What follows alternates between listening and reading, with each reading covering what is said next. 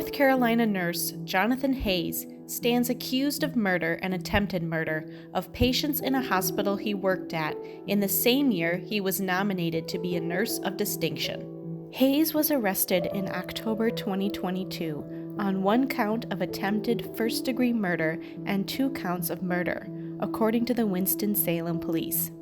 Hayes was working at Atrium Health Wake Forest Baptist Medical Center in Winston-Salem, North Carolina, where he is accused of intentionally administering lethal doses of insulin.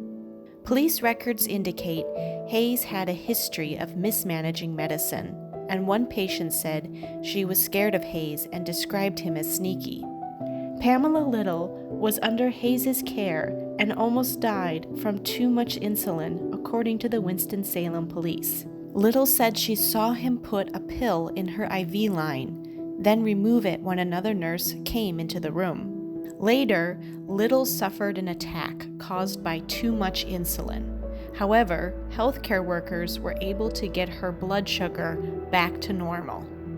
Hospital staff weren't able to do the same for Gwen Crawford when she suffered from an attack and was sent to intensive care and died 3 days later. Hayes was seen on camera taking 300 units of insulin, nearly 25 times the maximum dosage given to patients according to the warrant. In an interview with the hospital investigators, Hayes claimed he did not remember pulling the vial. Crawford's blood tests showed she was given over 100 units of insulin, the warrant application said. Vicki Lingerfelt was also a patient at the medical center where Hayes worked. Lingerfelt was not diabetic and did not require any insulin, but died from too much insulin, according to her death certificate.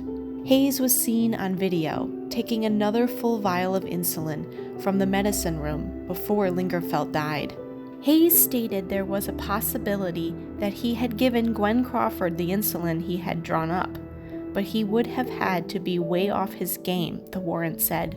As soon as we identified a deviation in patient care as part of our established safety protocols, we took immediate action to remove the employee from the patient care environment and terminated his employment.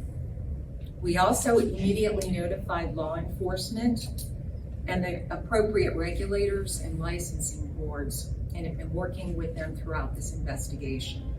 David Wilson, a criminologist who has done research on nurses who are serial killers in hospitals, said women over the age of 60, which includes Little, Crawford, and Lingerfelt, are one of the 5 groups most often targeted by serial killers. Wilson found that nurses who kill in hospital settings often are seeking power and control, and they feel it is denied to them in other aspects of their lives. Wilson said insulin is often used in these instances because it is easier for nurses to access. Wilson found that healthcare was a common job for people with a desire to kill.